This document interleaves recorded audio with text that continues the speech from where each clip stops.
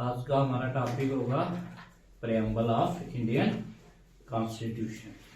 ठीक है, पहले हमने समझना है कि प्रेम्बल क्यों लिखा गया, इसकी जरूरत क्या है, हमने जो पढ़ना है। ठीक है, क्या ये कॉन्स्टिट्यूशन का पार्ट है भी है या नहीं है, क्या प्रेम्बल को अमेंड किया जा सकता है, नहीं किया जा सकता, प्रेम्बल की इंपॉर्टेंस ही क्यों है, क्यों लिया गया प्रेम्बल। ठीक है, प्रेम्बल आया कहाँ से, इसका आइडिया कहाँ से आया। ठीक है, और जो इंडियन कॉन्स्टिट्यूशन में प्रेम्बल है उसका सोर्स क्या है। ठीक है, ऐसे तो प्रेम्बल कहाँ से है, यूएस से आइडिया लिया गया है। ठीक है इसका, और जो हमारा इंडियन कॉन्स्टिट्यूशन में प्रेम्बल है वो किसका, कौन सी चीज से बना हुआ है, जो भी ऑब्जेक्टिव रेजोल्यूशन पास हुआ था 30 नवंबर को 1946 वाला, जो वही है, उसी को थोड़ा मॉडिफाई करके हमने क्या बना दिया, प्रेम्बल। एक प्रेम्बल प्रीएम्बल मतलब एक चीज के बारे में बताता है। अगर हम समझे प्रेम्बल क्या है, एक समरी है हमारे इंडियन कॉन्स्टिट्यूशन की। इन शॉर्ट देखें तो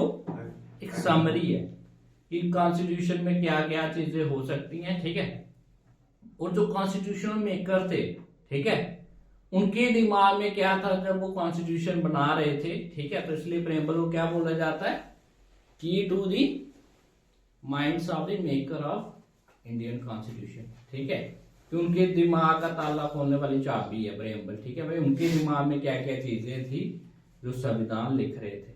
ठीक है, मोस्टली ये चीजें हमने पढ़नी है। ठीक है, और प्रेम्बल आपको याद होना चाहिए, इसमें डिफरेंट डिफरेंट जो वर्ड्स हैं वो पता होना चाहिए। इसमें बताया गया कि हमें कॉन्स्टिट्यूशन कब अडॉप्ट किया, उसकी डेट प्रेम्बल में लिखी गई है। सोर्स कहाँ है, पावर का सोर्स क्या है। ठीक है, हमारे इंडियन कॉन्स्टिट्यूशन में पावर का सोर्स क्या है, लोग हैं, पॉपुलर सॉवरेनिटी की बात करते हैं। ठीक है, इंडिया की जो भी है, ठीक है, इंडिया कैसी कंट्री है बताया गया है। ठीक है, सोवरेन है, सोशलिस्ट है, सेकुलर है, और इसमें एक अमेंडमेंट भी की गई थी। ठीक है, और सेकंड अमेंडमेंट में इसके अंदर 3 नए वर्ड्स भी ऐड किए गए थे। ठीक है, तो उन सबको आगे हम डिटेल में देखेंगे। ठीक है, तो इसलिए प्रेम्बल को क्या बोला जाता है, प्रीफेस टू कॉन्स्टिट्यूशन भी बोला जाता है, इसको सोल ऑफ कॉन्स्टिट्यूशन भी बोला जाता है। ठीक है, इसको jewel set in the constitution, identity card of constitution. जैसे हमारा एक आइडेंटिटी कार्ड होता है ना, ऐसे ही इसको आइडेंटिटी कार्ड भी बोला जा सकता है। ठीक है, तो आपको पता है जो ऑब्जेक्टिव रेजोल्यूशन 13 दिसंबर 1946 में आया था, ठीक है, उसी को अडॉप्ट किया गया था कॉन्स्टिट्यूशन असेंबली ने। कब किया था, 22 जनवरी 1947 में। ठीक है, तो आपको पता ही है यूएसए में है। लेकिन एक चीज याद रखना, प्रेम्बल जो है ना, जो जब हमारा कॉन्स्टिट्यूशन कंप्लीट हो गया था उसके बाद हमने प्रेम्बल को क्या किया था, बनाया था। लेकिन इसको जब कॉन्स्टिट्यूशन को आप देखोगे ओरिजिनल, उसको स्टार्टिंग में लिखा गया, बना जो सबसे लेट था, और ऐड इसको हमने कॉन्स्टिट्यूशन के स्टार्टिंग में किया गया। ठीक है, और प्रेम्बल में हमें कुछ चीजें मिलती हैं। ठीक है, जैसे सोर्स ऑफ अथॉरिटी कौन है हमारे कॉन्स्टिट्यूशन में, source of authority, who source of authority in our constitution, people of India. Starting में देखो, we the people of India. ठीक है, having solemnly resolve to constitute India, कहता हम लोग, वो जो रिप्रेजेंटेटिव हमने भेजे हैं, जो भी कॉन्स्टिट्यूशन बना रहे हैं, ठीक है, उनको भेजा किसने, हमने बनाया। ठीक है, वो हमें रिप्रेजेंट करते हैं, वी द लोग, मतलब वो हमारी बिल को रिप्रेजेंट करते हैं। तो आप इसको लिख सकते हो कि सोर्स कौन है, source of authority, source of authority citizen. थोड़ा थोड़ा आपको पता होना चाहिए सोर्स ऑफ अथॉरिटी कौन है, कभी कभी पेपर में पूछ लेता है, source of authority of constitution. Source of authority कौन है कॉन्स्टिट्यूशन का, सिटीजन कौन है, पीपल ऑफ इंडिया। ये आपको पता होना चाहिए क्योंकि प्रेम्बल के स्टार्टिंग में ही लिखा गया है। ठीक है, सोर्स ऑफ अथॉरिटी कौन हो गए, पीपल ऑफ इंडिया। कहां से पता चलता है, स्टार्टिंग में ही लिखा हुआ है। ठीक है, अब नेक्स्ट क्वेश्चन आ जाता है, नेचर ऑफ इंडियन स्टेट कैसी होगी भाई, इंडियन स्टेट नेचर क्या होगा इंडियन स्टेट का, देखो इसमें बताया गया है, नेचर ऑफ इंडियन स्टेट कैसी है, इंडियन स्टेट सोवरेन है। मेन इंपॉर्टेंट चीज क्या, सोवरेन, सोशलिस्ट, सेकुलर। ये चीज हमें क्या बता देती है, अगर हम मैं इधर ही ऐड करता जाता हूं, be the people of India, ये हमें क्या बता रहा है, अथॉरिटी, किसकी बात कर रहा है, authority, a sovereign, socialist, secular, democratic, republic, ये क्या चीज बता रही है, नेचर ऑफ इंडियन स्टेट के बारे में बता रही है। ठीक है, ऑब्जेक्टिव क्या है, ऑब्जेक्टिव क्या है, जस्टिस, लिबर्टी, इक्वालिटी और फ्रेटर्निटी, ये सारी चीजें क्या है, नेचर मतलब चल गया, नेचर क्या है, नेचर क्या है इंडियन स्टेट का, सोवरेन और socialist, secular, democratic and it's Republic, ये हमारा नेचर है इंडियन स्टेट का। अब क्या है, ऑब्जेक्टिव ऑफ कॉन्स्टिट्यूशन, हमारा संविधान बनाने का ऑब्जेक्टिव क्या है, ठीक है, उसमें क्या क्या चीजें मेन है, ऑब्जेक्टिव ऑफ कॉन्स्टिट्यूशन, क्या ऑब्जेक्टिव है कॉन्स्टिट्यूशन का, टू प्रोवाइड, ठीक है, प्रोवाइड जस्टिस, लोगों को क्या चाहिए, जस्टिस चाहिए, लिबर्टी चाहिए और क्या चाहिए, इक्वालिटी भी चाहिए and fraternity, and date of adoption and enactment, इस सब पे क्वेश्चन आया है, date of adoption and enactment of constitution, ये हमें कहां दिया गया है, 26 डे ऑफ नवंबर 1949, कब हुआ, 26 नवंबर 1949। देखो इतने सारे क्वेश्चंस के आंसर हमें हमारा प्रेम्बल, सिंपली इन सारे क्वेश्चंस के आंसर हमें हमारा प्रेम्बल दे देता है। ठीक है, ये होगी सिंपल चीज है जो आपको पता थी। ठीक है, सोर्स का पता चल गया, who is the source of constitution में सोर्स क्या है, be the people of India, nature of state पता चल गया, सोवरेन, सोशलिस्ट, सेकुलर, डेमोक्रेटिक। ठीक है, इसके जो भी गाइडिंग प्रिंसिपल्स हैं, ठीक है, वो क्या है, जैसे जस्टिस, लिबर्टी, इक्वालिटी, फ्रेटर्निटी, ये सारे गाइडिंग प्रिंसिपल। अडॉप्शन की डेट भी आपको पता चल गई। अब क्या, अमेंडेबिलिटी ऑफ प्रेम्बल, एक चीज लिख लो, अमेंडेबिलिटी ऑफ प्रेम्बल, क्या प्रेम्बल को अमेंड किया जा सकता है। ठीक है, अमेंडेबिलिटी ऑफ, इसके आगे हम 3-4 केस पढ़ेंगे। ठीक है, बिरुबानी यूनियन केस हुआ था एक 1960 में, उसने बोला नहीं किया जा सकता।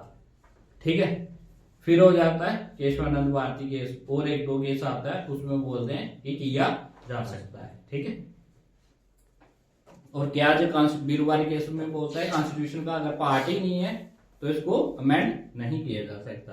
बाकी वाले बोलते हैं पार्ट है तो इसलिए पार्लियामेंट क्या कर सकती है, अमेंड कर सकती है। अमेंडेबिलिटी क्या की जा सकती है।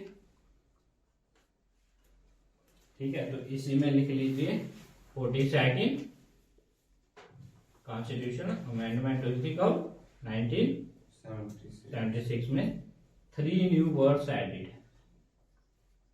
3 new words added. 3 new word कौन से आए थे, सोशलिस्ट,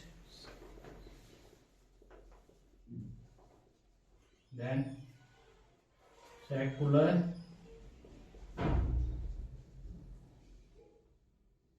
and integrity।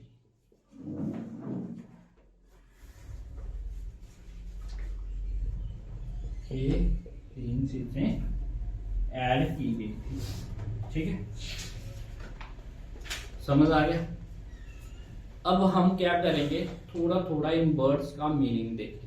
ठीक है, अगर सोवरेन वर्ड आया उसका क्या मीनिंग है, इसका हम थोड़ी डिटेल चेक करेंगे। मोस्टली जो आपको क्वेश्चन बनेंगे वो इसी में से बन जाएंगे। ठीक है, एक आपको याद रखना है भाई, कहां से लिया आइडिया, अमेरिकन कॉन्स्टिट्यूशन से। दूसरा, ऑब्जेक्टिव रेजोल्यूशन का ही उसी को अमेंड करके प्रेम्बल बना, और स्टार्टिंग में दिया गया बट बनाया सबसे लास्ट में गया। क्या ये पार्ट है कॉन्स्टिट्यूशन का? है। किसने कहा था? केशवानंद भारती केस ने कहा था कि ये पार्ट है। वो हम आगे देखेंगे। अब हमें सोर्स पता चल गया, इंडियन नेचर पता चल गया स्टेट का। क्या नेचर है? सोवरेन, सोशलिस्ट, सेकुलर, डेमोक्रेटिक और रिपब्लिक। अब हम इन सब वर्ड्स का क्या देखेंगे? मीनिंग। ठीक है, आपने सिर्फ समझना है, इसमें समझ लो, आपको समझ आ जाएगा। ठीक है, आपका तो ऑब्जेक्टिव है। सोवरेन का मीनिंग क्या होता है? सोवरेन का मीनिंग जो संप्रभुता। ठीक है, वो किसी के ऊपर डिपेंड नहीं है। ठीक है, बोलता है neither dependent nor dominion. Sovereign word का अगर हम मीनिंग देखें, ये उतार लिया ना, अब हम एक एक करके क्या देखते हैं, इनके मीनिंग देखते हैं। भाई सोवरेन वर्ड अगर आया है तो आपको पेपर में पूछा जाएगा भाई सोवरेन का मीनिंग क्या है? सोवरेन का मीनिंग क्या है? What does sovereign mean? अब ये वर्ड आ गया सोवरेन। सोवरेन का मीनिंग क्या है? Neither dependent nor dominion. Neither dependent nor dominion. Dependent mean हम किसी के ऊपर डिपेंड नहीं है। डोमिनियन मीन हम किसी के अंडर में भी नहीं रहेंगे। जैसे जब हमारा इंडियन फ्रीडम मूवमेंट चल रही थी, अंग्रेज क्या बोल रहे थे? आप क्या बन जाओ? अंग्रेजों की डोमिनियन स्टेट बन जाओ, उनके अंडर काम करो। ठीक है, हमने क्या बोला? हमें क्या चाहिए? फुल इंडिपेंडेंस चाहिए, हमें स्वराज चाहिए अपने तरीके से। ठीक है, तो क्या है इंडिया? बोलता है India is neither dominion nor dependent. ठीक है, इसका मीनिंग आ गया सोवरेन का। मीन्स क्या करेगा? जो भी कोई कंट्री सोवरेन होगी वो अपने अफेयर्स अपने तरीके से चलाएगा। ठीक है, इसलिए जयशंकर की बुक है इंडिया मैटर्स। ठीक है, ये वाली चीजें आ रही है। ठीक है, तो हम अपने अफेयर्स खुद से चलाएंगे, इंटरनल और एक्सटर्नल दोनों ही मैटर। इंटरनल हो गया हमें किन चीजों पे कानून बनाना है, हम कैसे अपनी स्टेट्स को चलाएंगे, वो भी हम देखेंगे। और एक्सटर्नल क्या हो गया? एक्सटर्नल कोई भी चीजें हो रही है उनके प्रति हमारा क्या रिस्पांस होगा, हम अपने हिसाब से चलेंगे। जहाँ इंडिया को किसी स्टेट को क्या करना है? एनेक्स करना, अपने अंडर में लेना है। ठीक है, किसी एरिया में, तो क्या हम दूसरे को पूछ के करेंगे? नहीं करेंगे। ठीक है, इंडिया फ्री है इंटरनली और एक्सटर्नली। सोवरेनिटी दो टाइप की होती है, इंटरनल और एक्सटर्नल। बोथ मैटर में हम क्या फ्री हैं। ठीक है, जैसे एक्सटर्नल सोवरेनिटी होगी। ठीक है, तो बोलता है कि इंडिया किसी की डिक्टेटरशिप सहन नहीं करेगा। कोई बाहर वाली पावर हम डिक्टेट करेगी तो आप ऐसा करो, अमेरिका बोले या जो रशिया बोले, हम उनकी बात नहीं मानेंगे। हम क्या देखेंगे? अपना इंटरेस्ट देख के चलेंगे। ठीक है, और ना ही हम इंटरनल में देखेंगे। तो इससे क्या होगा? इससे फायदा क्या होगा? सोवरेन हमने सोवरेनिटी बनाने का बेनिफिट क्या होगा कि जो हमारी डोमेस्टिक होगी, ठीक है, उसकी क्या होगी? सुप्रीमेसी होगी, डोमेस्टिक अथॉरिटीज। ठीक है, हमारा सुप्रीम कोर्ट हम उसको मानेंगे, हम अमेरिकन सुप्रीम कोर्ट को नहीं मानेंगे, तो हमारा केस इधर चलेगा, ना कि अमेरिका में चले या ब्रिटेन में चले। ठीक है, और इससे टेरिटोरियल सोवरेनिटी भी आती कि हम कौन सी स्टेट, जैसे हम कौन सा एरिया अपना दूसरी कंट्री को देना चाहें, चाहे उनका अपने अंडर नेक्स्ट कर ले, हमारी मर्जी चलेगी। फिर आ जाता सोशलिस्ट। फिर हमने वर्ड क्या ऐड कर दिया? सोशलिस्ट। क्या सोशलिस्ट वर्ड को ऐड करना भी चाहिए था या नहीं? मीनिंग सॉवरेनिटी का समझ आ गया ना। अब सोशलिस्ट, इंडिया में कैसा सोशलिज्म है? अब सोशलिज्म आपने पढ़ा होगा कार्ल मार्क्स वाला। इंडिया में कैसा सोशलिज्म है? इंडिया कैसे सोशलिस्ट स्टेट है? ब्लेंड ऑफ, जैसे ये आगे बढ़ते हैं। ठीक है, सोशलिज्म क्या जो हमारे ओरिजिनल कॉन्स्टिट्यूशन में वर्ड था? नहीं था, ये हमने ऐड किया 42nd अमेंडमेंट से ऐड किया। हमने स्टार्टिंग में क्यों नहीं लिखा सोशलिज्म? क्योंकि जब हमारा कॉन्स्टिट्यूशन बना तब क्या चल रही थी? Cold war. ठीक है, 1945 से 1990 तक कोल्ड वार चलती। तब दुनिया दो ग्रुप में डिवाइड हो गई थी। ठीक है, ग्रुप 1 और ग्रुप 2, कंट्री ए और कंट्री बी। ठीक है, वर्ल्ड 1 और वर्ल्ड 2। तो दोनों किस पे बेसिस पे थे? आइडियोलॉजी के। एक किस पे चल रही थी? वर्ल्ड 1 जो हो गया यूएसए जिसका लीडर था, वो किस पे चल रहा था? कैपिटलिज्म की आइडियोलॉजी पे। तो जो वर्ल्ड 2 था वो किस पे चल रहा था? जिसका हेड क्या था? यूएसएसआर। वो चल रहा था कम्युनिज्म या सोशलिज्म की आइडियोलॉजी पे। अगर तब हम सोशलिस्ट वर्ड ऐड कर देते तो इसका मीनिंग क्या हो जाता कि हम किसकी तरफ जा रहे हैं, USSR। ठीक है, हम यूएसएसआर को अलाइन कर रहे हैं। हम नहीं चाहते थे कि हमारा किसी पर्टिकुलर आइडियोलॉजी से हमें जाना चाहिए, ठीक है, तो इसलिए हमने वर्ड नहीं ऐड किया गया, ठीक है, फिर ऐड किया जाता है, ठीक है। और सोशलिस्ट प्रिंसिपल हमें ऐसा नहीं है कि वर्ड ऐड नहीं किया गया तो इंडिया में सोशलिज्म है ही नहीं। तो इंडिया में कहां पे मिलता है हमें सोशलिज्म के principle, directive principle of state policy जब आप पढ़ोगे वहां पे आपको सोशलिस्ट प्रिंसिपल मिलेंगे, जैसे आर्टिकल 38, 39, 41, 42, 43, 47 वहां पे सोशलिस्ट वाले मिलेंगे, ठीक है। और सोशलिस्ट वर्ड डिफाइन ही है इंडियन कॉन्स्टिट्यूशन कि कैसा सोशलिज्म है। तो कैसा सोशलिज्म है इंडिया में, डेमोक्रेटिक सोशलिज्म। कैसा, ठीक है, इंडिया में कैसा है, डेमोक्रेटिक सोशलिज्म। डेमोक्रेटिक सोशलिज्म कैसा है इंडिया में, ब्लेंड ऑफ मार्क्सिज्म एंड गांधीइज्म, ठीक है। गांधी भी सोशलिज्म की बात करते हैं और मार्क्स भी, लेकिन मार्क्स कैसा सोशलिज्म की बात करते हैं, मार्क्स कहते हैं बिल्कुल कोई भी प्राइवेट प्रॉपर्टी को क्या कर दो, अबॉलिश कर दो, स्टेटलेस क्लास सोसाइटी बना दो, बिल्कुल ठीक है, प्राइवेट वाला कुछ भी नहीं होना चाहिए। गांधी क्या कहते हैं, गांधी जरूर क्रिटिसिज्म करते हैं प्राइवेट का, लेकिन हमारा देखा ना इकोनॉमी कैसी है, मिक्स्ड मॉडल है, ठीक है, हमारे प्राइवेट भी है और दूसरा पब्लिक भी है, दोनों पैरेलल चल रही है, ठीक है। बट हमारा ज्यादा इंक्लिनेशन किस तरफ है, गांधीयन की तरफ। मार्क्स तो स्ट्रीम की बातें करता है, सबको खत्म ही कर दो, ठीक है, प्राइवेट वाला सब कुछ खत्म, सारा कुछ किसके अंडर हो, स्टेट के अंडर, जैसे यूएसएसआर में होता था, ठीक है। Leaning heavily toward, leaning heavily toward, ठीक है, टूवर्ड गांधीयनिज्म,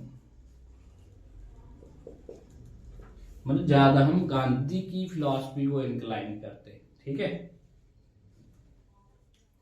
समझ आ गया डेमोक्रेटिक सोशलिज्म।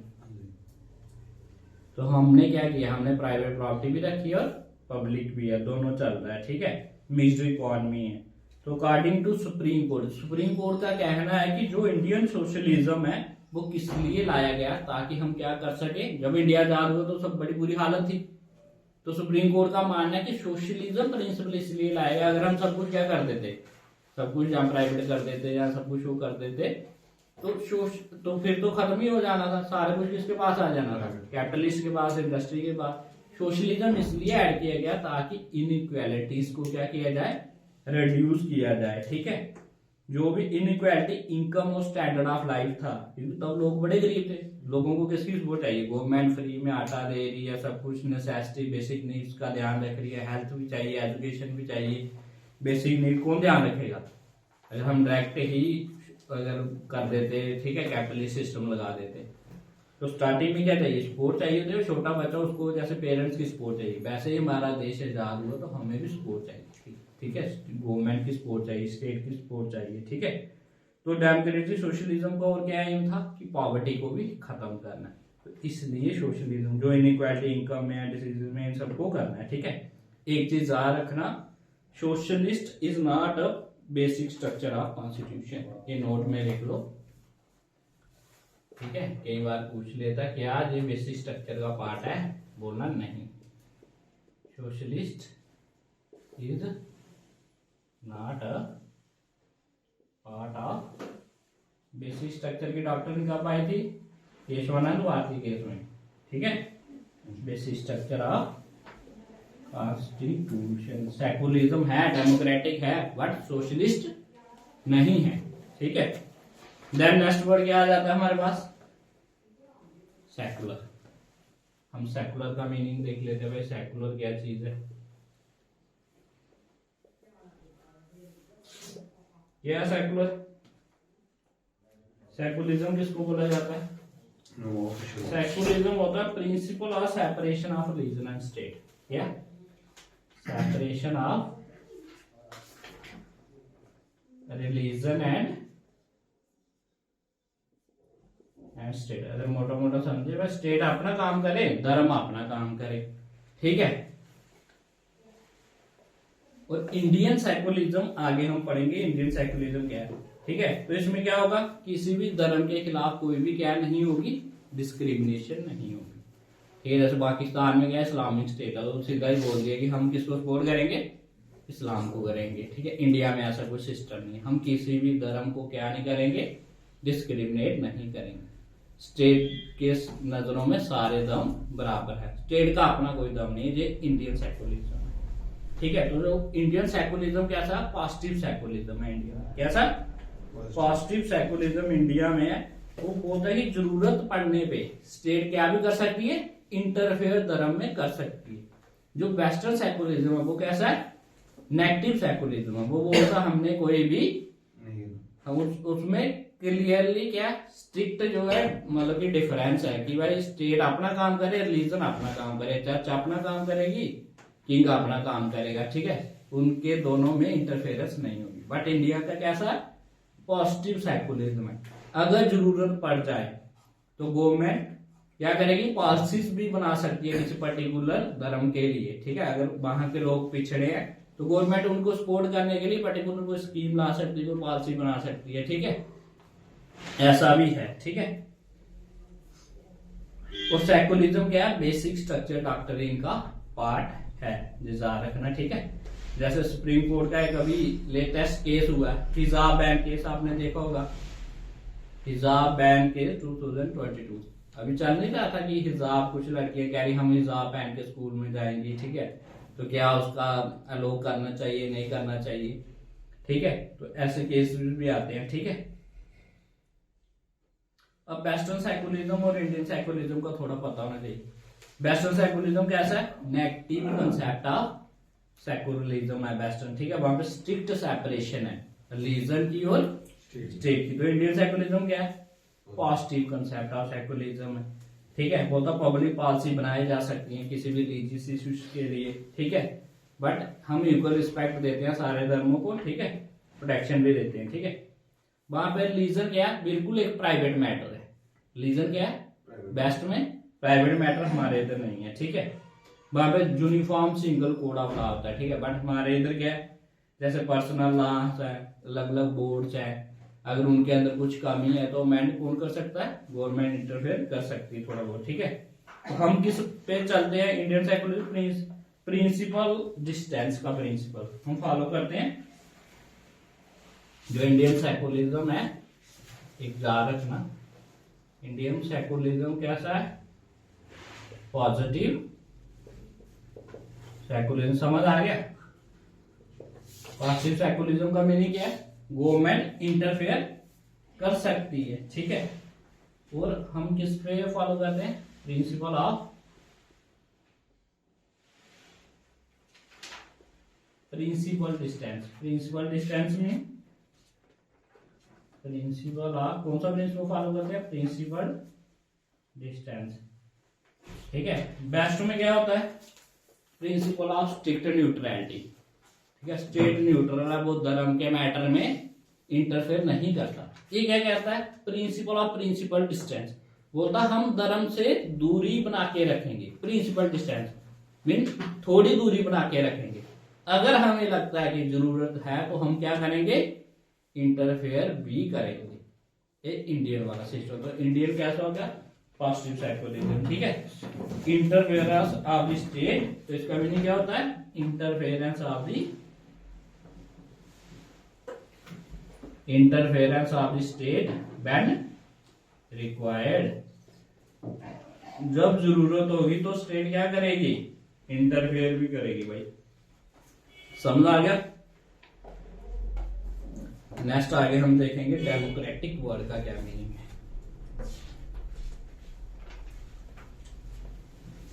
क्लियर हो गया कंसेप्ट सेकुलरिज्म का, पॉजिटिव सेकुलरिज्म, नेगेटिव सेकुलरिज्म या इंडियन सेकुलरिज्म कैसा है।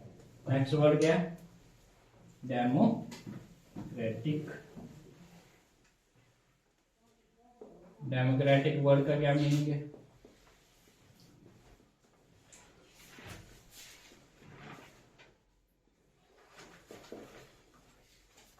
क्या है डेमोक्रेटिक, ठीक है। तो गवर्नमेंट अथॉरिटी किससे लेती है? डेमोक्रेसी में लोगों की सुनी जाती है, लोगों की बात। तो इसमें क्या है? Doctrine of popular sovereignty.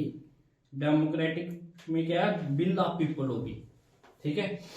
जो भी अथॉरिटी आ रही है वो क्या है? बिल ऑफ पीपल, लोगों की मंशा के according bill of people is supreme. क्या होगा? डेमोक्रेसी में लोग जिसको चुनेंगे वही राजा बनेगा, ठीक है। Bill of people is supreme. Doctrine of, इसी को क्या बोलते हैं? Doctrine of popular sovereignty. Popular का मीनिंग इधर क्या है? पीपल या पॉपुलेशन, ठीक है। Doctrine of popular sovereignty. एक बार पूछ लिया था पेपर में, भाई डॉक्ट्रिन ऑफ पॉपुलर सॉवरेनिटी का क्या मीनिंग है? क्या मीनिंग है? कि bill of people is supreme, जो लोग चाहते हैं वही होगा, ठीक है। डेमोक्रेसी में किसको माना गया है? हेड कौन है? लोग ही हैं भाई, लोग जिसको वोट डालते हैं वही लीडर बनता है, ठीक है। तो दो किस्म की आपको पता है, एक होती है रिप्रेजेंटेटिव डेमोक्रेसी और, ठीक है, एक जैसे इंडिया में कौन सी डेमोक्रेसी है? Representative popular democracy of India. India में कौन सी है? Representative parliamentary. हमारा सिस्टम कौन सा है? Parliamentary democracy of India. Representative का मीनिंग क्या हो गया? कि हमारे नुमाइंदे हमें रिप्रेजेंट करें। अभी इतनी बड़ी कंट्री है, डायरेक्ट डेमोक्रेसी तो हो ही नहीं सकती। डायरेक्ट लोग ही कानून बनाए, ऐसा तो पॉसिबल नहीं। तो क्या होता है? हमारे रिप्रेजेंटेटिव, हमारे एमएलए एमपी क्या करते हैं? पार्लियामेंट में जाके क्या करते हैं? कानून बनाते हैं। तो इसे क्या हो गया? जो भी पार्लियामेंट्री डेमोक्रेसी होती है, पार्लियामेंट्री डेमोक्रेसी का क्या फीचर था? मैंने बोला था एग्जीक्यूटिव किसको रिस्पॉन्सिबल होता है? लेजिस्लेटिव को। अगर लेजिस्लेटिव खत्म हुआ तो एग्जीक्यूटिव भी खत्म, सरकार टूटी तो एग्जीक्यूटिव भी खत्म, सारे मंत्रालय खत्म हो जाएंगे, फिर से नए मिनिस्टर बनाने पड़ेंगे, न्यू डिपार्टमेंट्स बनाने पड़ेंगे। तो ऑल टुगेदर सिंक, ठीक है, सारे एक साथ ही डूबते हैं, ऑल टुगेदर फ्लोट, सारे एक साथ तैरते हैं। मीन जब तक लेजिस्लेटिव है तब तक एग्जीक्यूटिव है। समझ आ गया पार्लियामेंट्री डेमोक्रेसी का ये मीनिंग। अब दो किस्म की डेमोक्रेसी होती है, एक होती है इंडायरेक्ट, एक डायरेक्ट। इंडायरेक्ट वाली तो यही आ गई, रिप्रेजेंटेटिव, हमारी तरफ से हमारे नुमाइंदे कानून बना रहे हैं। डायरेक्ट डेमोक्रेसी क्या है? जहां पे लोग खुद कानून बना रहे हैं। ऐसी एग्जाम्पल कहां पे मिलती है? स्विट्जरलैंड, छोटी मोटी कंट्रियों में, ठीक है। उधर लोग कर सकते हैं मीटिंग करके, प्लेबिसाइड, बहुत सारे आगे होते हैं। डायरेक्ट डेमोक्रेसी के टूल हम पढ़ेंगे, ठीक है। तो वो कर सकते हैं, तो इंडिया में ऐसा पॉसिबल नहीं होता। डायरेक्ट डेमोक्रेसी के क्या क्या टूल है? रेफरेंडम। रेफरेंडम क्या होता है? कि लोग एक कानून बनाते हैं, वही इलेक्टोरेट को दे देते हैं। जैसे हमारा पंचायत वाला सिस्टम होता है ना, ये भाई ये हमने डिसाइड किया, ठीक है। फिर एक होता है इनिशिएटिव। इनिशिएटिव में क्या करते हैं? लोग अपोज कर सकते हैं किसी भी बिल को। फिर होता है रिकॉल। रिकॉल में वो लोग जिसको चाहे उसको उतार भी सकते हैं। ऐसा नहीं कि 5 साल के बाद ही बंदे को हटाया जाएगा। रिकॉल में क्या किया जा सकता है? लोग देखेंगे हमारा नेता अच्छा काम नहीं कर रहा तो उसको क्या कर देगा? हटा देगा। और लास्ट होता है प्लेबिसाइड। जैसे यूएन ने क्या कहा था, जो कश्मीर का इश्यू था इसको कैसे रिजॉल्व किया जाएगा? प्लेबिसाइड से। प्लेबिसाइड में क्या होता है? लोग आके वोटिंग डालते हैं कि हमें इंडिया के साथ रहना कि पाकिस्तान के साथ रहना। उसको क्या बोलते हैं? प्लेबिसाइड। ये मोस्टली टेरिटोरियल डिस्प्यूट में होता है, ठीक है। और डेमोक्रेसी पता चल गई, डायरेक्ट और इनडायरेक्ट। डेमोक्रेसी का थोड़ा सा लिख लो ना, एक हो गई डायरेक्ट, एक होती डायरेक्ट एंड डायरेक्ट डेमोक्रेसी, और इनडायरेक्ट डेमोक्रेसी। ये दो टाइप होती है। इनडायरेक्ट वाली तो हम कर रहे हैं। डायरेक्ट में क्या होता है? लोग खुद कानून बनाते हैं, ठीक है। एग्जाम्पल क्या थी? एग्जाम्पल भी देख ली। इसके 4 तरीके कैसे डेमोक्रेसी कैसे फंक्शन करती? रेफरेंडम।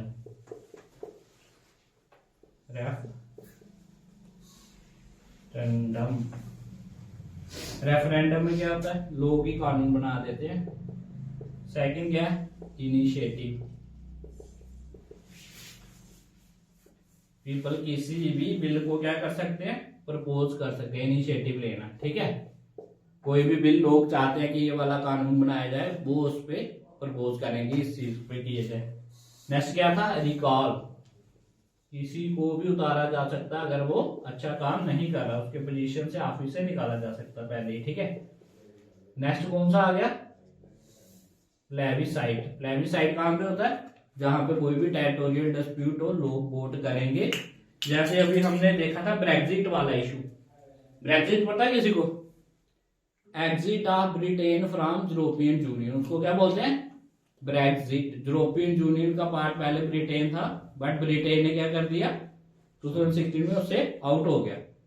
तो वहां पे आउट हो गया तो किसने डिसाइड किया कि हम ब्रिटेन यूरोपियन यूनियन का पार्ट रहेंगे या ना रहेंगे, क्या उनकी पार्लियामेंट ने डिसाइड किया या लोगों ने किया, क्या कहा किसने किया, लोगों ने। वोट डाले के प्लेबिसाइट ही मेथड लगाया गया, लोगों ने कहा, मेजॉरिटी ऑफ लोगों ने कहा कि हमें यूरोपियन यूनियन का पार्ट नहीं रहना, तो बोला हो गया। समझ आ गया। अब नेक्स्ट देखेंगे हम रिपब्लिक। रिपब्लिक का क्या मीनिंग होता है, उस दिन भी बताया था आपको, head of the state is elected. Republic का मीनिंग है मत समझना कि आजाद है पब्लिक, रिपब्लिक। ठीक है, रिपब्लिक डे मनाते हैं हम। ठीक है, वो तो इंडिपेंडेंस हो गई। ठीक है, इसका मीनिंग क्या है, head of the state is always elected. जैसे हमारा कौन है, president. Head of the state कौन है हमारा, president. Head of the state is always elected. Mean monarchial system नहीं होगा। जैसे इंडिया में, इन इंडिया कौन है हेड, प्रेसिडेंट, तो इलेक्टेड होगा वो कहां पे लिखा है, कौन सा आर्टिकल है, आर्टिकल 54 में बताया कि इंडिया का हेड हमेशा क्या होगा, प्रेसिडेंट। इलेक्शन से बनेगा, ये नहीं कि इसका बेटा प्रेसिडेंट का बेटा वही बनता रहे। ऐसा सिस्टम कहां पे होता है, मोनार्कियल में होता है। ठीक है, तो ऐसा क्यों किया गया, हमने रिपब्लिक क्यों बनाया, क्या उसके पीछे क्या था, ताकि जो पॉलिटिकल सोवरेनिटी है वो किसके पास रहे, लोगों के पास रहे, ताकि एक सिंगल बंदे के हाथ में सिस्टम ना आ जाए कि भाई उसकी फैमिली वंशवाद ही चल रहा है। ठीक है, ऐसा सिस्टम ना हो। और जो पब्लिक ऑफिस हो वो क्या हो, ओपन फॉर ऑल। कोई सी भी बंदे में टैलेंट है, वो एलिजिबल है, ठीक है, क्वालिफाइड है, तो वो उस पोस्ट पे आ सकता है। ऐसा नहीं है कि मोनार्कियल सिस्टम है जैसे अरब में चलता है। ठीक है, वेस्ट एशिया में आगे किंग हो गया, किंग का बेटे, वो क्या होता है, मोनार्कियल सिस्टम होता है। ठीक है, समझ आ गया। आगे हम देखेंगे जो भी ऑब्जेक्टिव थे जो हमने पढ़े हैं। ठीक है, जस्टिस, लिबर्टी, इक्वालिटी, फ्रेटर्निटी, इनके मीनिंग्स देखते हैं। समझ आ गया तब।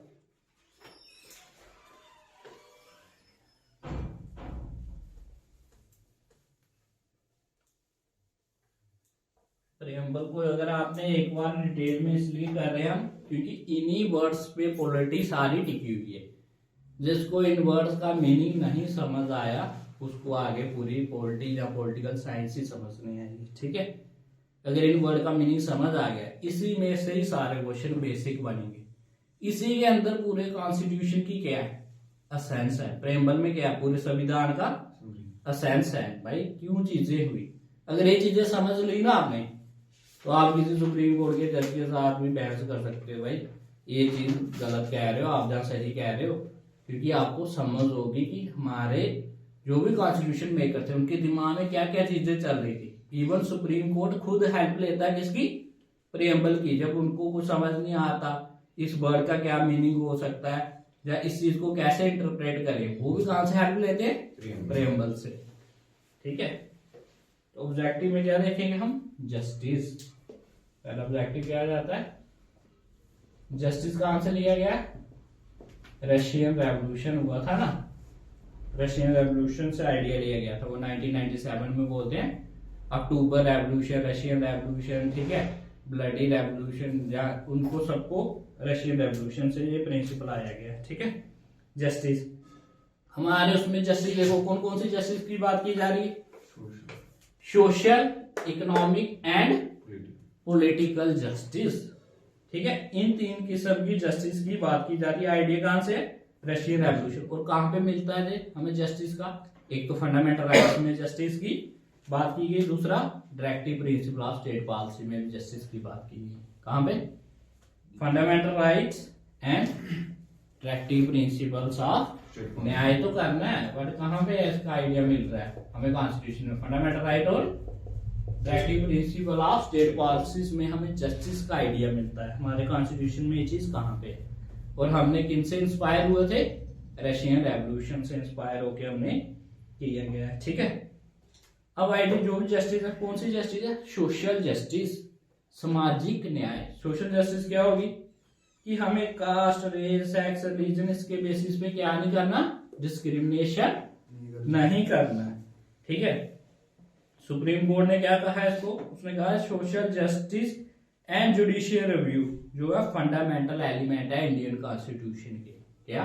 जुडिशियल रिव्यू और सोशल जस्टिस फंडामेंटल एलिमेंट है। और एसआर बोमाई केस हुआ था एक 1994 में, उसमें सारी चीजें कही गई थी। ठीक है, नेक्स्ट कौन सी आ जाती सोशल के बाद? Economic justice. इकोनॉमिक जस्टिस का क्या मतलब होगा कि गवर्नमेंट सबको पैसे देगी, ये होगा। इकोनॉमिक जस्टिस का क्या मीनिंग है? इक्वल अपॉर्चुनिटीज, भाई किसी को काम काज करने से रोका नहीं जाएगा, कोई भी डिस्क्रिमिनेशन नहीं होगा। ठीक है, जब गवर्नमेंट कुछ ऐसी पॉलिसीज बनाएगी जिससे लोगों को क्या मिले? काम काज मिले। ऐसी गारंटी भी करा कि सबको पैसे देने, सारे पहले रहो। ठीक है, ये भी कहां पे मिलता है इकोनॉमिक जस्टिस का concept? Directive principle of state policy, article 39 के अंदर हमें ये चीज मिलती है। ठीक है, फिर आ जाता है हमारे पास पॉलिटिकल जस्टिस। ठीक है, जैसे हमारे पास सोशल जस्टिस था। ठीक है, और सोशल जस्टिस कहां कहां में मिलती है? ठीक है, कोई भी डिस्क्रिमिनेशन नहीं होना चाहिए। जैसे सोशल जस्टिस की बात की गई ना, तो सोशल जस्टिस क्या कहता है? कोई भी, तो कौन कौन सा आर्टिकल बोलता है डिस्क्रिमिनेशन नहीं होना चाहिए? आर्टिकल 15, आर्टिकल 23, आर्टिकल 38, आर्टिकल 41, 42, एस्ट्रॉन, बड़े सारे आर्टिकल्स हैं। ठीक है, इसमें क्या है? जुडिशियल रिव्यू कर सकते हैं, सारी चीजें कर सकते हैं। Then economic justice. Economic justice की बात कहां पे मिलती है हमें?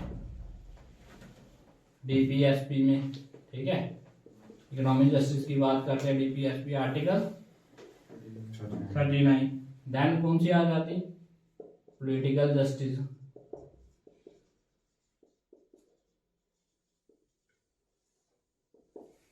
क्या होती पॉलिटिकल जस्टिस?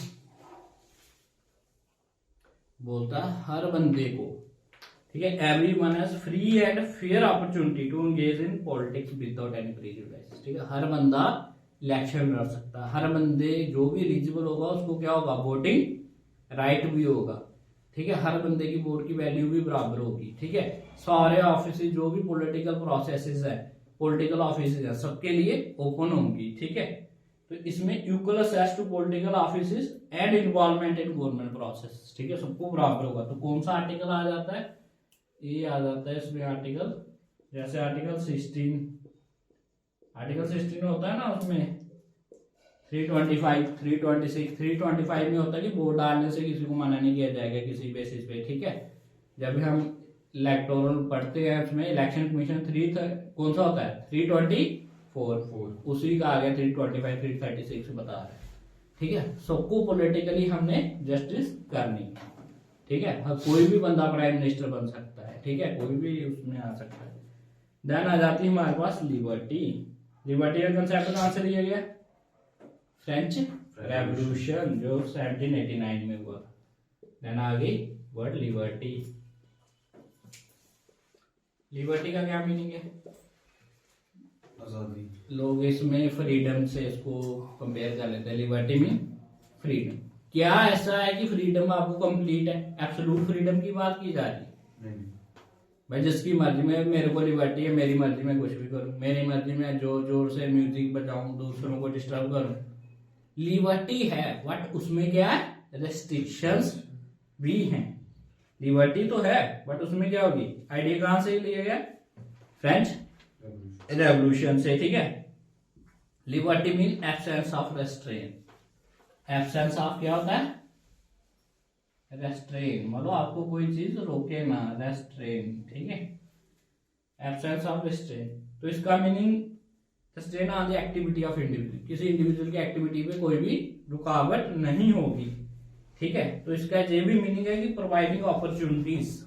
इसका मीनिंग क्या है, आपको क्या करना चाहिए, आपको गवर्नमेंट अपॉर्चुनिटीज प्रोवाइड करे। जैसे गवर्नमेंट फॉर्म्स निकालती है, भाई पुलिस की भर्ती है, यूपीएससी की है, स्टेट पीसीएस की है, तो क्या दे रही है वो आपको, लिबर्टी दे रही है कि आप इन पोस्टों के लिए अप्लाई कर सकते हो। ठीक है, फ्रीडम है but with in the limit. Liberty ये नहीं कि अब आप सारे बोलोगे हमें सिलेक्ट कर लो, उसकी लिबर्टी नहीं है। लिबर्टी आपको अपॉर्चुनिटी दी जा रही है। ठीक है, लाइसेंस ऐसा नहीं कि it doesn't mean licence to do what one wants, ये चीज लिख लो। इट डज नॉट मीन, इसका मीनिंग ये नहीं है कि जिसकी जो मर्जी वो करे। It does not mean licence to do what one's want, इसका मीनिंग ये नहीं है भाई जिसकी जो मर्जी वो वही करे। इसका क्या मीनिंग है? ठीक है, इंडिया जो लिबर्टी है हमारे प्रिएम्बल्स और फंडामेंटल राइट में, ठीक है, ठीक है, हेंस लिबर्टी किसमें, लिबर्टी का कहां पे मिलता है हमें, एक तो प्रिएम्बल एंड फंडामेंटल राइट में। कहां पे मिलती है देखने को, प्रिएम्बल प्लस फंडामेंटल राइट में। ये क्या कहता है, is not absolute, is not absolute what qualified. ऐसा नहीं है एब्सोल्यूट लिबर्टी जिसकी जो मर्जी, जिसकी जो चाहत वही करे। ठीक है, हमारे प्रेम्बल में लिबर्टी किस किस चीज की दी जा रही है, ये भी चीज पढ़ो। Liberty of thoughts, thoughts mean विचार। आप अपने दिमाग में क्या था जो मर्जी सोचो, सोचते रहो, कोई नहीं पूछेगा। फिर किसकी, एक्सप्रेशन, एक्सप्रेशन और एक्शन दोनों में डिफरेंस है। एक्शन में क्या हो जाएगा, भाई मैं किसी का मर्डर कर दूं, क्या ये कोई लिबर्टी है? नहीं है। मैं कुछ भी दंगा प्रसाद कर दूं, उसकी लिबर्टी नहीं। एक्शन की नहीं, एक्शन आप कैसा करोगे, विद इन द लॉ। ठीक है, एक्सप्रेशन, भाई मेरा पेंटिंग मन करने का मन, मैं एक्सप्रेस करता हूँ, मैं म्यूजिक गाना गाना चाहता हूँ, गाना गा सकता हूँ, मेरे को लिबर्टी है। ठीक है, एक्सप्रेशन। मैं कुछ भी धर्म को पूजा पाठ करना चाहता हूँ, मैं कर सकता हूँ विद इन लॉ। ठीक है, फिर क्या, बिलीफ, मेरी मान्यता है कुछ, उसकी भी लिबर्टी है। मैं किसी भी चीज को मानू या ना मानू, मेरा फेथ, मेरे फेथ की लिबर्टी है, मेरी वर्शिप, मेरी पूजा पाठ की मेरे को लिबर्टी है। चीज आगे समझ। अब दो किस्म की लिबर्टीज होती है। लिबर्टीज भी कितने किस्म की, दो। एक होती पॉजिटिव लिबर्टी, एक होती negative liberty. Positive liberty basically T H Green हुए थे एक फिलोसफर, उन्होंने इसका कंसेप्ट दिया था। बोलता स्टेट का काम है टू हिंडर द हिंड्रेंसेस। क्या काम करना, टू हिंडर, हिंडर में रोकना, हिंड्रेंसेस में रुकावटें। स्टेट का काम है कि जो भी रुकावटें आ रही हैं उनको क्या करे, रोके, जिससे इंडिविजुअल की पर्सनैलिटी क्या हो सके, डेवलप्ड हो सके। ठीक है, स्टेट क्या करेगी, आपको कोई प्रॉब्लम ना है, आपको बिजली पानी रोड बना के दे, हॉस्पिटल एजुकेशन सारी फैसिलिटी प्रोवाइड करे, कोई बाहर से हम पे क्या ना कर दे, अटैक ना कर दे, वो सारी चीजें कौन देखेगा, स्टेट देखेगा, जिससे इंडिविजुअल की पर्सनैलिटी ग्रो, आपको अच्छा एनवायरनमेंट दिया जाए जिसमें लोग ग्रो कर सके। ठीक है, ये पॉजिटिव लिबर्टी होती है। ठीक है, इंडिविजुअल क्या होगा इसमें, ठीक है, फ्री होगा, बट उसमें कुछ क्या होगी, रेस्ट्रिक्शन होगी। ठीक है, तो इसमें जो भी होगा, ठीक है, नेक्स्ट आ जाता है हमारे पास नेगेटिव लिबर्टी। नेगेटिव लिबर्टी क्या है, ये बोलता है हमें पूरी क्या चाहिए, आजादी, गवर्नमेंट बिल्कुल भी क्या ना करे, कोई रेस्ट्रिक्शन ना हो, जो मेरी मर्जी है मैं वही करेगा। ठीक है, एब्सेंस ऑफ ऑब्स्टैकल्स, ये बोलता है एब्सेंस ऑफ ऑब्स्टैकल्स। ठीक है, ऑब्स्टैकल्स, कोई भी रुकावट ना हो। ठीक है, फ्रीडम, जो मैं चाहूं, ठीक है, वो करने की मुझे फ्रीडम हो। ठीक है, कोई भी एक्सटर्नल ऑब्स्टैकल ना हो। इसमें क्या है, पॉजिटिव लिबर्टी में hindrances, to hinder the hindrances, government का ये काम है। ठीक है, बट लिमिट है। पॉजिटिव लिबर्टी में क्या है, लिमिट है। नेगेटिव लिबर्टी वाला थोड़ा बाइट चाहता है, वो बिल्कुल भी इंटरफेरेंस किसी की नहीं चाहता। ठीक है, वो चाहता है कि गवर्नमेंट बिल्कुल भी क्या ना करे, कोई इंटरफेरेंस ना करे। ठीक है, पॉजिटिव लिबर्टी में क्या कहता है, भाई गवर्नमेंट करे, गवर्नमेंट कोई भी हमारे पे मुसीबत ना आने दे, हमें अच्छा सिस्टम बना के दे। ठीक है, समझ आ गया। देन आगे चलते हैं हम इक्वालिटी की। टू हिंडर दी हिंडरेंसेस, बस खत्म होने वाला है। देन फ्रैटरनिटी, समझ आ रही चीजें? ठीक है, ये कहीं नहीं मिलेगा आपको इतना डिटेल में, कोई नहीं पढ़ाता। ठीक है, एक बार चीजें समझ आ गई तो फिर पूरा कॉन्स्टिट्यूशन ही इजी हो जाएगा आपके लिए। सबसे इम्पोर्टेंट क्लास है। ठीक है,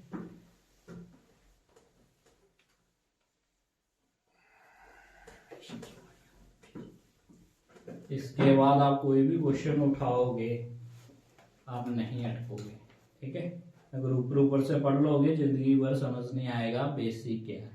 अब आपको चीजें समझ आ रही है ना, टफ लग रही कोई भी चीज, सिंपल चीजें। ठीक है, देन हमारे पास क्या आ जाता है, इक्वालिटी। कैसे इक्वालिटी की बात की जा रही है भाई? इक्वालिटी, इक्वालिटी का मीनिंग क्या होता है? इक्वालिटी देखो कैसी इक्वालिटी है, इक्वालिटी ऑफ स्टेटस, सबका स्टेटस बराबर है भाई, हर बंदे की डिग्निटी बराबर है। And opportunity to promote them all, ठीक है, और उनको खुद को और किसी को डेवलप करना, उसको अपॉर्चुनिटी दी जाए। ठीक है, इक्वालिटी का मीनिंग क्या होता है? Absence of special privileges. क्या? Absence of special privileges. ऐसा नहीं होगा कि हम किसी को क्या करें, भेदभाव करें, किसी को ज्यादा सहूलियत दी जा रही, किसी को कम दिए जा। भाई सारे ही कानून की नजरों में क्या है, बराबर हैं। और फिर क्या होगा, एडिक्वेट अपॉर्चुनिटी फॉर ऑल, सबको पर्याप्त मात्रा में क्या किए जाने, अपॉर्चुनिटी दी जानी टू ऑल। ठीक है, सबको पर्याप्त मौके दिए जाएंगे। ठीक है, ऐसा नहीं है। ठीक है, और प्रेम्बल में कैसी इक्वालिटी की बात करता है? स्टेटस और अपॉर्चुनिटी की। और हमारे पास तीन किस्म की इक्वालिटी है, civic equality, political equality and economic equality. Equality कौन कौन सी है? Civic equality, then political equality,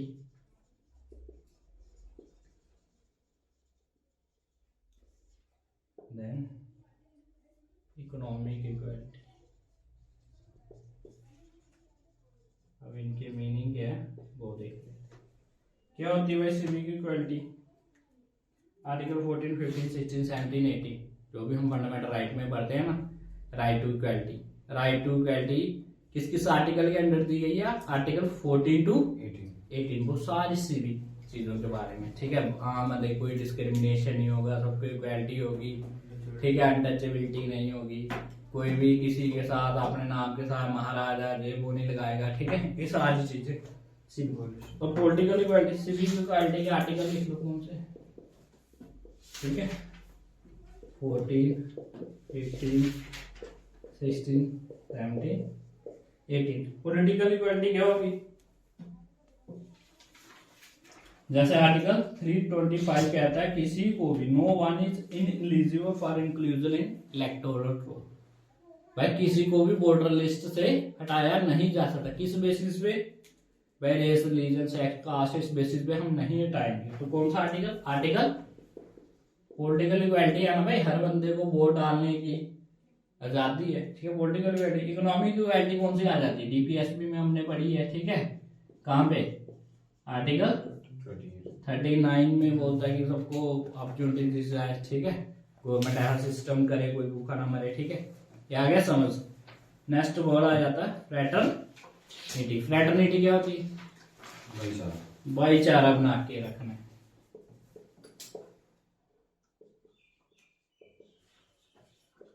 फ्रैटरनिटी, fraternity mean sense of brotherhoodness and support. देखो meaning, sense of brotherhoodness and support. ठीक है, हम एक दूसरे की हेल्प भी करेंगे। ठीक है, और इसमें क्या किया जाता है, जैसे फ्रेटर्निटी कहाँ से पता चलती है हमें? सिंगल सिटीजनशिप से। आर्टिकल 51 है, जो भी फंडामेंटल ड्यूटीज भी है ना, कहाँ से हमें पता चलता है? इसका सोर्स क्या है? एक तो सिंगल सिटीजनशिप, सिंगल सिटीजनशिप से फ्रेटर्निटी कैसे आ रही? भाई जम्मू कश्मीर का बंदा, हिमाचल का, किसी भी इंडिया के किसी भी का भी है, तो सारे किसका पार्ट है? इंडिया के सिटीजन। अगर सारे अलग अलग होते, कोई कहता मैं कश्मीर का सिटीजन, कोई कहता मैं हिमाचल का, कोई कहता मैं पंजाब का, तो भाईचारा रहना था? नहीं रहना था। तो इसलिए सिंगल सिटीजनशिप किसको रिप्रेजेंट करती है? फ्रेटर्निटी। जब उसने टफ क्वेश्चन बनाना होता है ऐसे पूछ लेता है, हमें कहाँ पे मिलता है भाई प्रिंसिपल हमारे कॉन्स्टिट्यूशन में? Single citizenship. देन आर्टिकल 51 ने, आर्टिकल 51 ने हमें किसके बारे में? Fundamental duties. किसके बारे में बात करता है? Fundamental duties. भाई सारे लोगों के लिए कहा ना फंडामेंटल ड्यूटीज, सभी लोगों के लिए। जब भी भाई ड्यूटी आ जाती है तो सारे लोग मिलके काम करेंगे, सब में क्या बढ़ेगा? भाईचारा बढ़ेगा, हार्मनी होगी। ठीक है, फंडामेंटल ड्यूटी है ना। जैसे 51 ए में क्या लिखा? Fundamental duty of every citizen. हर सिटीजन की ड्यूटी है क्या करना? To promote harmony and spirit of common brotherhoodness. ठीक है, मतलब स्पिरिट बनाना है कि आपस में लोग क्या रहें? मिलजुल के रहें, हार्मनी में रहें। ठीक है, it also protect the dignity of women. हमें डिग्निटी ऑफ वुमेन की भी रिस्पेक्ट करनी है, सारी चीजें। ठीक है, और fraternity, dignity of individual and integrity of India. Fraternity का मीनिंग क्या होता है? ठीक, कॉन्स्टिट्यूशन में फ्रेटर्निटी क्या बोला है? डिग्निटी ऑफ इंडिविजुअल का भी ध्यान रखा जाए एंड यूनिटी और इंटीग्रिटी ऑफ इंडिया का भी ध्यान रखा जाए। ठीक है, बट इंटीग्रिटी किससे ऐड किया गया? 42 अमेंडमेंट से ऐड किया गया। ठीक है, यूनिटी और इंटीग्रिटी ऑफ इंडिया क्या है? एक साइकोलॉजिकल और टेरिटोरियल डायमेंशंस की बात की जा रही है। इंडिया एक क्या है? इंटीग्रिटी है, मतलब जुड़ा हुआ है। ठीक है, इंडिया। ठीक है, सारे जुड़े हुए हैं। ठीक है, फिर हमारे पास आ जाती है लिबर्टी, इक्वालिटी, फ्रेटर्निटी। तीनों चीजें आपस में जुड़ी हुई हैं, इंडिपेंडेंट नहीं है। ऐसा नहीं होगा कि अगर हम लिबर्टी दे दें और बोले इक्वालिटी ना दें, तो फिर क्या हो जाएगा? आजादी, सबको आजादी है बट समानता नहीं है। फिर तो जो पावरफुल होगा वो अपनी मर्जी से चीजें करेगा। अगर हम इक्वालिटी दे दें बट लिबर्टी हो ही नहीं, तो उस इक्वालिटी को आप क्या करोगे? आपको आजादी नहीं है कुछ करने की। मैं बोलूँ सारे बराबर हो आप, बट आपको क्या नहीं है? लिबर्टी नहीं है। आप सारे क्या हो गए? सारे गुलाम हो गए, तो फिर भी अच्छा नहीं। और लिबर्टी भी, इक्वालिटी भी, फ्रेटर्निटी नहीं है। फ्रेटर्निटी में आपको लिबर्टी है अपने मर्जी करने का, इक्वालिटी भी है सारे बराबर। फ्रेटर्निटी में भाईचारा नहीं, तो आपस में लोग क्या करते रहेंगे? लड़ते रहेंगे, जो डिस्प्यूट रहेंगे। अब प्रेम्बल का हम देख लेते हैं। Preamble as a part of constitution. क्या प्रेम्बल कॉन्स्टिट्यूशन का पार्ट है? हमें कहां कहां से पता चलता है ये देख लेते हैं। लास्ट टॉपिक 2 मिनट का, preamble as a part of constitution. Is preamble a part of constitution? ऐसा पूछा जाता है। Is preamble a part of constitution?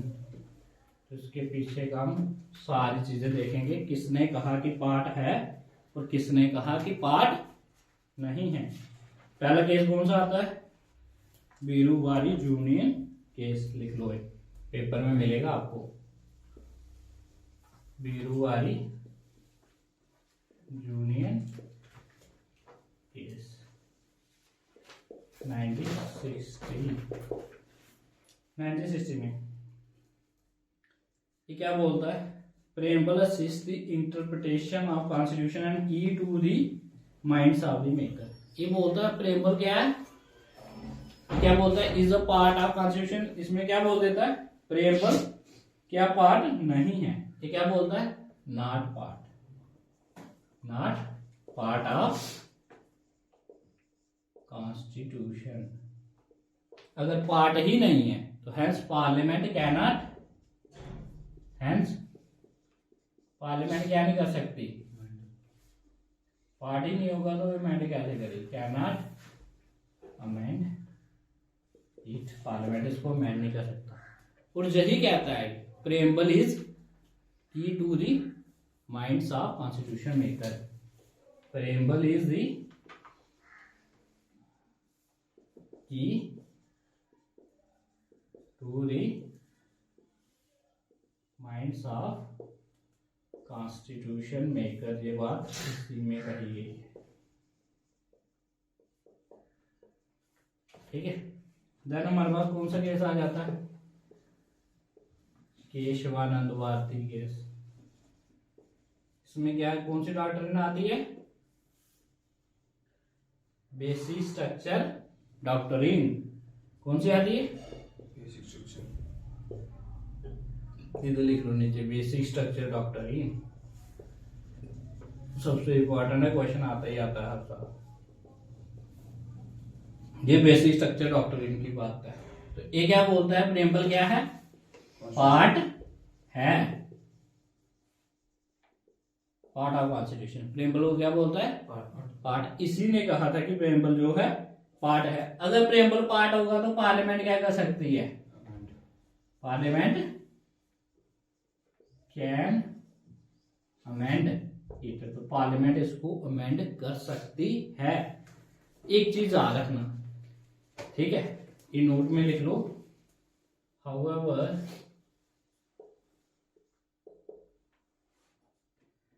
और एक चीज और है इसमें जो कहा गया है कि कंप्लीट प्रेम्बल बेसिक स्ट्रक्चर का पार्ट नहीं है। कंप्लीट प्रेम्बल बेसिक स्ट्रक्चर का पार्ट नहीं है। प्रेम्बल में कुछ जो चीजें दी गई हैं वो बेसिक स्ट्रक्चर का पार्ट है, जैसे डेमोक्रेटिक है, रिपब्लिक है, सोशलिस्ट है। सोशलिस्ट मैंने आपको बताया नहीं है पार्ट बेसिक स्ट्रक्चर, तो सोशलिस्ट भी किसमें आ गया, प्रेम्बल में। पूरे का पूरा प्रेम्बल ही बेसिक स्ट्रक्चर का पार्ट नहीं है, बट प्रेम्बल के अंदर कुछ चेंजेस की जा सकती हैं, ठीक है, क्योंकि उसमें कुछ चीजें हैं उसमें, ठीक है। एक चीज याद रखना, नोट लिख लो, preamble has no legal effect. ये पूछा गया पेपर में, preamble has no legal effect independently of other part, independently of other.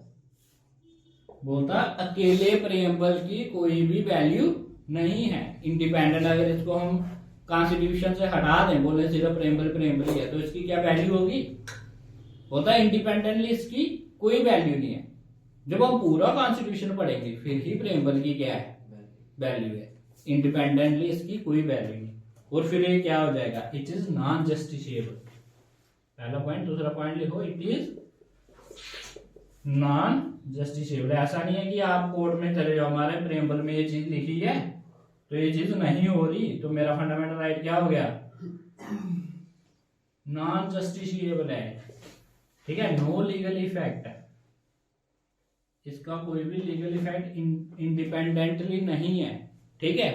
आप कोर्ट में नहीं जा सकते, मेरा फंडामेंटल राइट वायलेट हो रहा है, प्रेम्बल में ये चीज लिखी, गवर्नमेंट नहीं कर रही, नॉन जस्टिसेबल है। जैसे फंडामेंटल राइट क्या है, जस्टिसेबल। डायरेक्टिव प्रिंसिपल्स क्या है, नॉन जस्टिसेबल। आप डायरेक्टिव प्रिंसिपल को लेके नहीं जा सकते, आर्टिकल 39 में ऐसा कहा गया है, गवर्नमेंट ऐसा नहीं कर रही। जस्टिसेबल वो चीज होती है जिसके लिए हम सुप्रीम कोर्ट में जा कर सकते हैं अप्रोच, तो किसके लिए कर सकते हैं, फंडामेंटल राइट के वायलेशन में, ठीक है। ये भी क्या होगी, नॉन जस्टिसेबल हो गया। देन एक और केस आता है, लास्ट में आता है LIC of India case. LIC of India case आता 1995 में। ये भी क्या बोलता है, ये बोलता है इंटीग्रल पार्ट। प्रेम्बल क्या है, एक integral part of constitution, mean important part है किसका, कॉन्स्टिट्यूशन का। प्रेम्बल को क्या बोलता है, इंटीग्रल पार्ट ऑफ कॉन्स्टिट्यूशन। और ये भी वही बोलता है, इसकी नॉट डायरेक्टली एनफोर्सेबल और जस्टिसेबल इन, ठीक है, what is not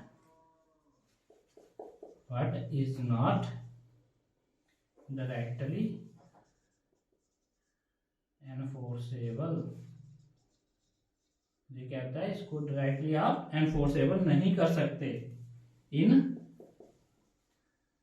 court of justice in India. समझ आ गया। अब प्रेजेंट सिचुएशन क्या है? प्रेजेंट सिचुएशन है जो मैंने आपको बताई, इंटायर जो भी प्रेम्बल है वो क्या नहीं है, किसका बेसिक स्ट्रक्चर का पार्ट नहीं है। ठीक है, इतना समझ आ गया। अब लिख लेते हैं प्रेजेंट सिचुएशन,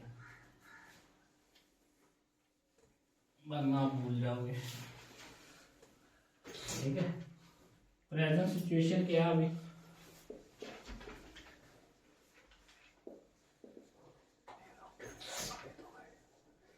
प्रेजेंट सिचुएशन क्या है?